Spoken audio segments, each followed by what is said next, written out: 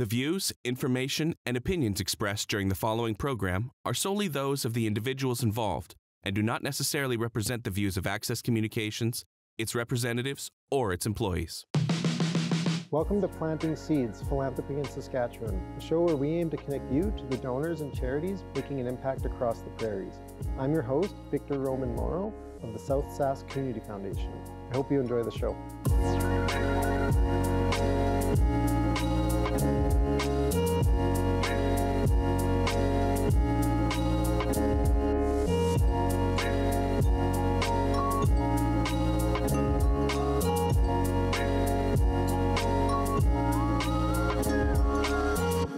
I'm happy to be joined here by some of our foundation's neighbors, actually. We share an office together here, which is a street culture project. I'm joined here by Alysia McKay and Jeff Dudar. Alysia is the CSO, Jeff is the CEO, but rather than explain who you are, why don't you explain to us, maybe one by one, what's your role there?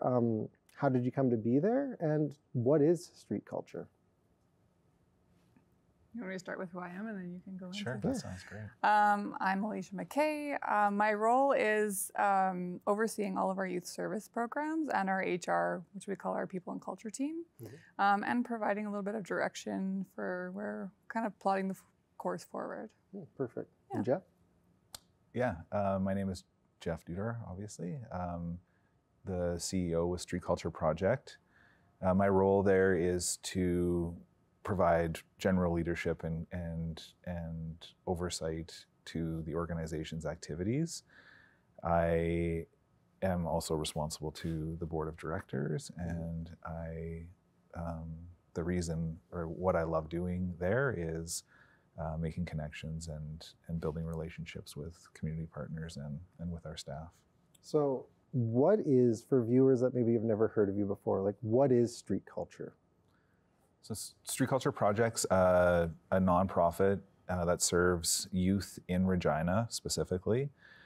We've been incorporated, so we've been in an organization for 25 years. This is our 25th year, and we're in the process of celebrating those 25 years of providing services. We have, early on in street culture's history, we focused on outreach and engagement and finding opportunities for youth to be active in the community. As street culture evolved over time, we have developed a robust housing program and mentorship programs, as well as a shelter. So we provide services to, right, in the future this may change a bit, but right now we provide services to youth in the age range of 12 to 24, but more specifically, like 16 to 18 in the space of housing and mentorship largely. So it's kind of giving people that safe place to go when they're maybe in a vulnerable time of their life. Would that be safe to say? Yeah, that's exactly it, yes.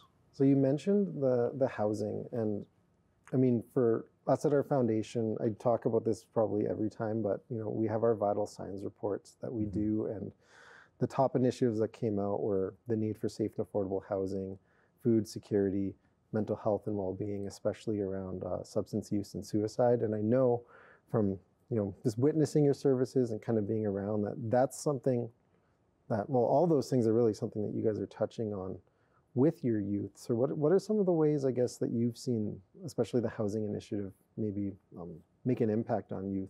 Housing, food security, mental health and addictions, those are the issues that we see our youth facing every day, and especially those that are in acute crisis and those that are needing to access especially our shelter and then our second stage housing supports. The impact that the impact that we're having and the effect that it's having on the youth is overall positive. Like we want, like, as you mentioned in the question, part of what we're doing is, and part of what our mission is to create safe spaces for youth, and for us to be that sanctuary for youth in the shelter when they're in acute crisis. And so we are like a good outcome for us is safety, security, a place for youth to not do anything, just to decompress and take a minute for them to be themselves, and to like take a minute to be able to like make a connection with staff and then work and process the whatever issue it is that they're managing. Yeah. The unfortunate thing is we're so busy. Like we're not, in terms of like positive impact, we're having one, but there's like an overwhelming crush of need. And so for 3 years, our shelter has ultimately been at capacity, which presents a number of challenges. So we're at capacity, and the like post-COVID and with, you know, a variety of variables at play, the mental health and addictions issues are not going in the right direction. They're increasing and getting more complex. Isolation has had an impact on like, you know, like access to social media and peer relationships. So we're doing like our staff and the youth in the community are rallying around and supporting these youth, but the challenge is making an impact in the overall. There's lots of work to be done. That's something that, like, you know, when we talk on this show and when I talk to charities, this is part of the job or a research report, like that's one of the things we're constantly seeing. And I remember when we put that research report together, like the reality is like things are tough and things are getting tougher, and that doesn't negate the good work of, like, for example, like if street culture didn't exist, how much worse would it be, right? So I think what's really tricky is, and what's really important though, is trying to find ways to shine light on what's the hope, what can the future look like, what do we need going forward to be able to power this. And I know from, again, a conversation that, well, you guys really presented to our staff recently, you talked a lot about, you know, these challenges are big and they're daunting and you're doing good work. But I know you guys are looking at even shifting the way you're doing it and looking into more of an, I guess I would say an innovative approach. But do you want to talk a bit about, you know, what does the future look like of street culture and how are you hoping to make a bigger dent? I can speak to that. I guess we can start with sort of how we had the conversations that we had sort of leading up to shifting the direction. It was about a year ago, Jeff kind of proposed the question, like, is street culture's main goal housing youth? And we talked about it and we decided it needs to be a larger goal. That can be, definitely is an important part, and we want to continue to support that, but what can we do more? Like, there's more need out there, and what can we contribute? And so we took a look at, like, what are the youth facing in our community, whether it's mental health, like you mentioned, substance use, bullying, isolation, food security, like number of different things. And we tried to figure out, like, what's the first domino? Like, what's something that we could focus our efforts on, and then the rest would sort of have the influence or impact the rest of the needs and the challenges that youth have. So with about like, with suicide and mental health being such a crisis in the youth population, we've decided to sort of focus on that, thinking that if that can be, if youth can feel better about themselves, if they can feel better about their lives, then potentially these other pieces would be affected. So our new purpose is to create community where, like, youth believe that their life is worth living. And so that's a huge goal. And so we started thinking, like, how do we do this, right? Like, that's great. Like, it's a worthy target to have.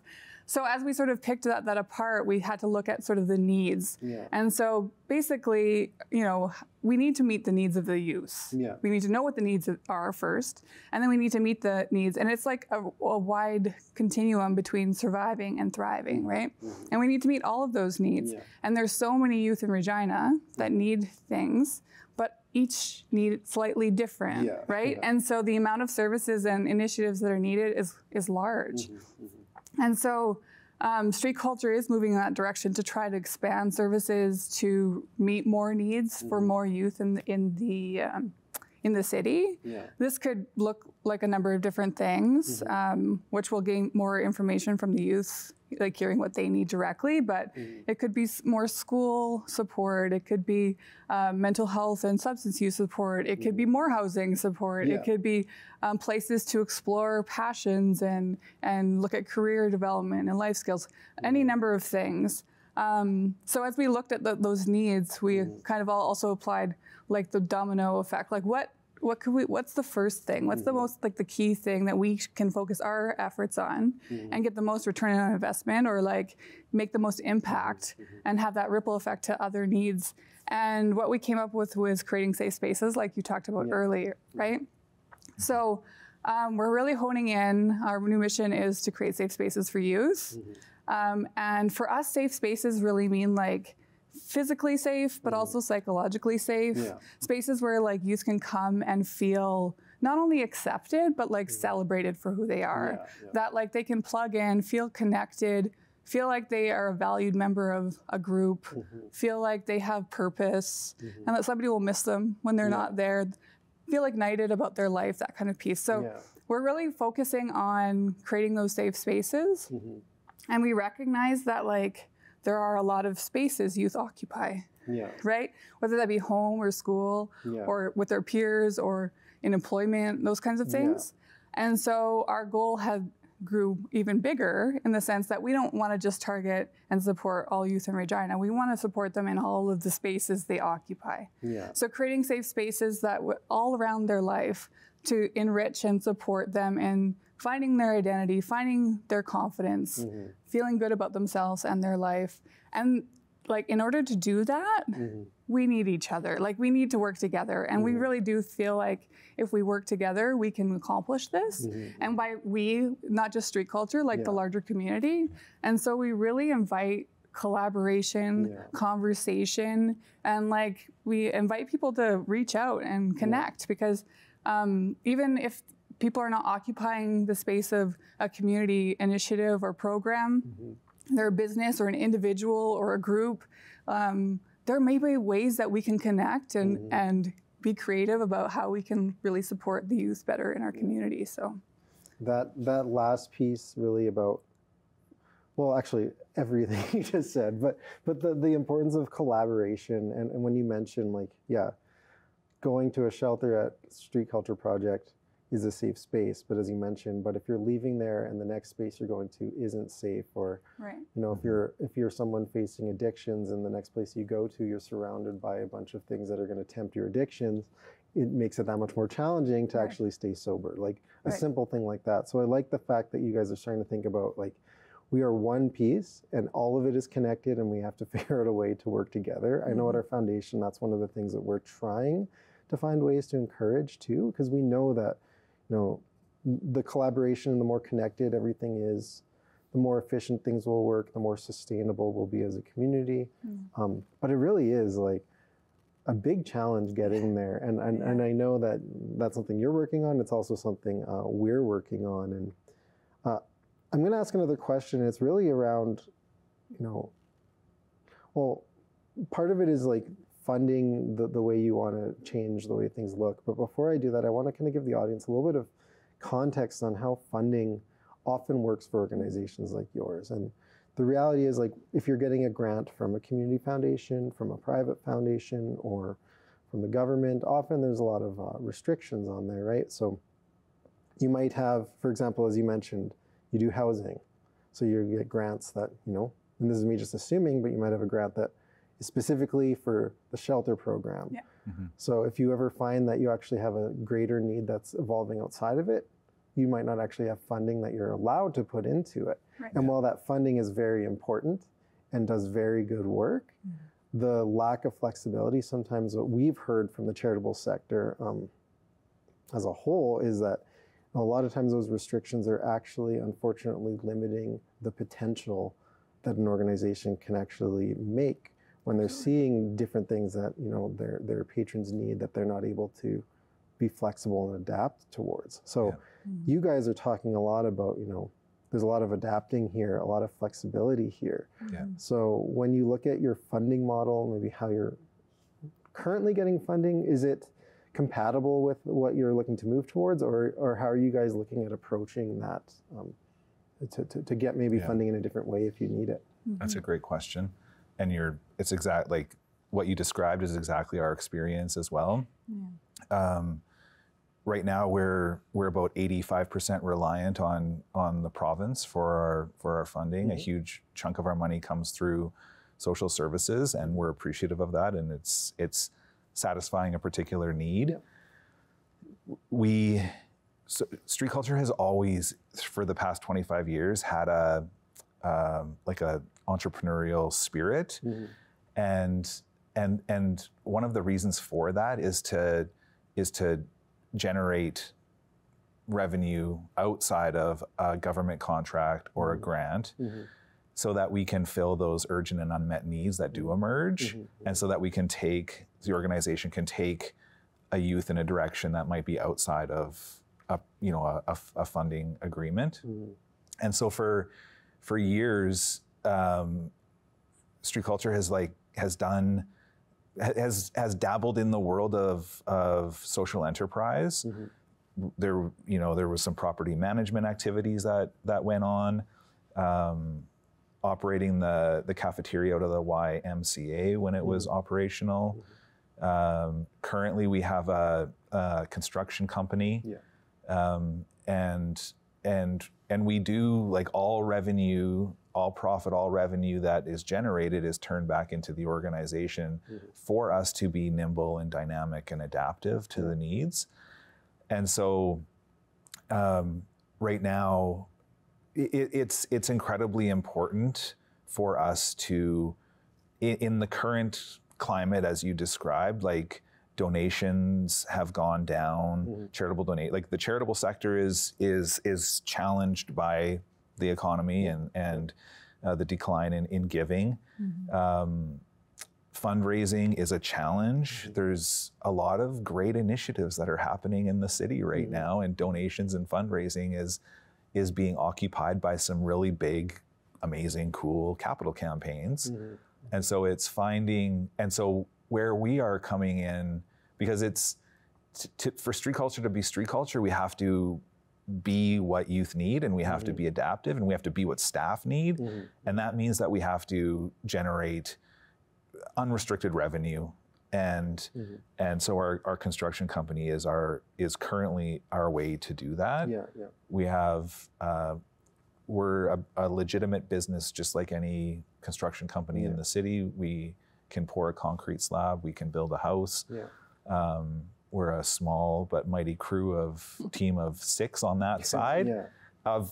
Street culture has 115 staff, so it's a bigger organization, bigger than most might think. But that the social enterprise piece, our construction company, can really function as it's a work in progress. We're developing our business skills, and we're developing our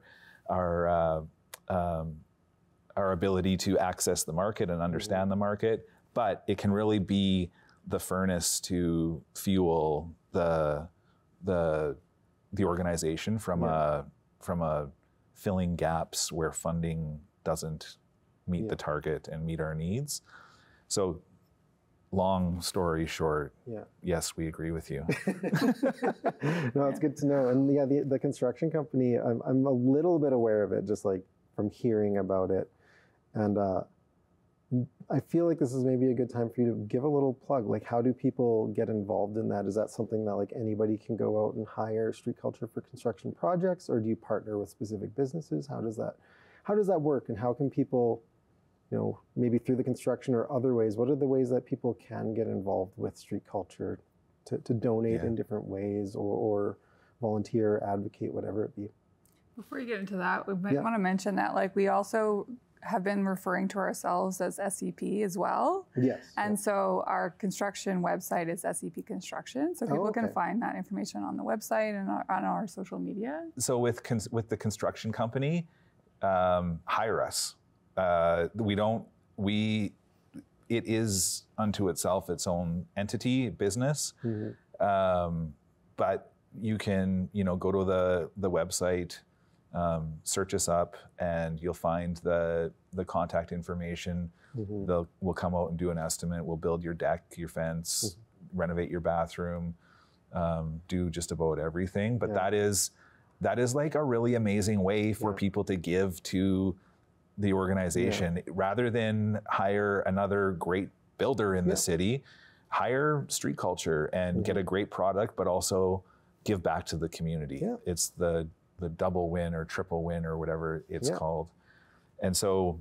And you're employing the very youth that are seeking that success, right? And we're starting to, our journeywoman carpenter, she has some job coach experience. And so we're really lucky to have her. But she has a group of 5 staff. 3 are younger, 2 are older, like older, and I mean under 30. But they're sort of becoming the labor mentor people. And so we're looking at expanding that as we get busier. But that would be like, that's in a really amazing way to give, because the community gets in return, right? You get a product, and by that nature, you also are giving to a charitable organization. At the same time, your money is doing a lot of things within that project. And I'm actually, like, as we're talking about this, I'm kicking myself because last year we were going to build our own fence. This is a side story. We were going to build our own fence for reasons we didn't have time, so we hired a company. And as you're saying this, I'm like, why didn't we hire Street Culture Project? And I knew. People don't know about it, right? But the thing is, I knew about it, but I forgot about it. So I'm hoping that this works as a good mention. Like, don't forget about it. Write this down. Well, and that's another good point. Is like, if you're not going to hire us, tell people about us. Yeah, exactly. Right, and spread the word. Help us spread the word. Well, and I like that. And just another note, just about the way you're kind of approaching that at a social enterprise and a business perspective is, there's a movie that and I can't remember if you guys were at the showing or not, for the Uncharitable movie. Yeah, we were there. And they talked about how, like, for example, I think it was the YWCA in New York, like, entered the stock market as a way to raise funds, and thinking of those like innovative approaches where it's like fundraising from a business perspective. It's so neat to see, and I'm glad to hear that a project like this is working out, and I'm hoping that can maybe even inspire other charities in some creative ways to generate revenue, especially as you mentioned, donations are going down, the economy's in a bit of a tough place. So it's not as simple as just saying you need to donate more, because some people are honestly just saying, it's like, well, orange juice suddenly costs, double what it did a year ago. and that's true of a lot of things, right? So I really appreciate that approach. I'm just curious, we're talking a lot about, the youth that are using your services. Do you have any success stories that you can kind of harken back to, or maybe some youth you've seen use the program years ago who are now thriving adults? Or? I think that we have some youth that get comfortable in the safe space, like the community feel. And even if they are able to move on, they're still wanting to plug in. So we're in the process of trying to figure out how we can do that. That's going to be like helpful or like supportive and helping them set them up for success. And so we have a youth right now that is going to do an internship with us and creating an internship around them to actually explore film and that kind of thing. And so, I think it's a success when you have youth people liking and enjoying the space and making the real connections enough to really want to stay connected. And so, there's a number of people like moving on, like alumni in the community now that are doing things and moving forward. But I think we're seeing that more and more as youth age out. They're still wanting to stay connected and give back. And that's one thing we see a lot is the youth want to also occupy that helping space because they know how important it is. That's one thing. Like, I feel like every organization we talk to, when they talk about, those people that experienced their program, often there are people that, once you've received something, you want to give back. That's something. Pretty amazing. We talked about that. I can't even remember the episodes anymore, but there's been so many stories like that, and I mean, I can even say that myself. We talked a little bit about my family on a different episode, but like my parents were refugees. They received help from the family or from the community, and like growing up in the family, they always looked at helping new refugees coming through. It's just, it's infectious. Yeah. If you get help, Yeah. you want to pay it forward. There's a pride in that too. There's a real ownership of, overcoming something, I think. And I saw this a lot too. I used to be with Big Brothers Big Sisters, and you see a lot of people who were a little brother become big brothers later in life, just because it's something to pride yourself on. So I really appreciate the work that you guys that you all are doing, and it's exciting to see this change. I'm hoping that there's a lot of success as we look at a new vision for what Street Culture Project can be. And to be honest, what I'm hearing is a new vision of what I think the charitable sector, I'm hoping, is starting to move towards. So I know we'll continue to be a friend of you guys and try to help in any way we can as we look at moving forward and connecting with charities. And just as we kind of close it up here, is there anything you'd maybe want to leave the audience with, just to make sure people know how to get a hold of you and how to get involved if they're curious? Yeah, there's other ways we can support street culture if you are passionate about the work that we're doing and the youth in the community. Yeah, I mean, make a donation. We're a charity. Yeah, we're not going to say no. We're not going to say no. You can hire us, but also make a donation. Yeah. We have a little mini capital campaign going on right now. We're renovating. Our construction crew is renovating our new head office. Oh, okay. And so we have an anonymous donor that will match up to $25,000 in donations.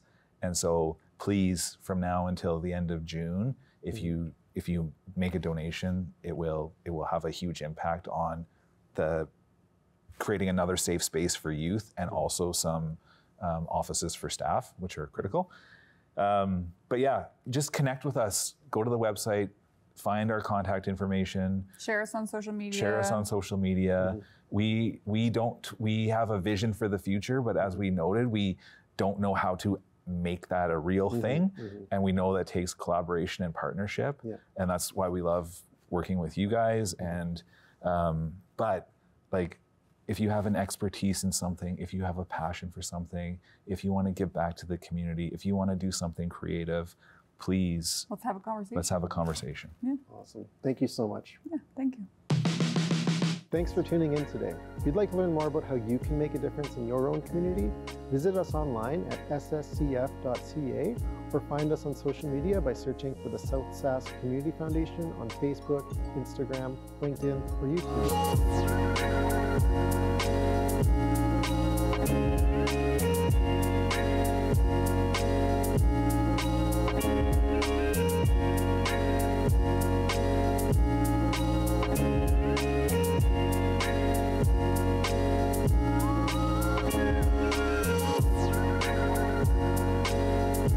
If you'd like to share your feedback on the program you just watched, contact us today.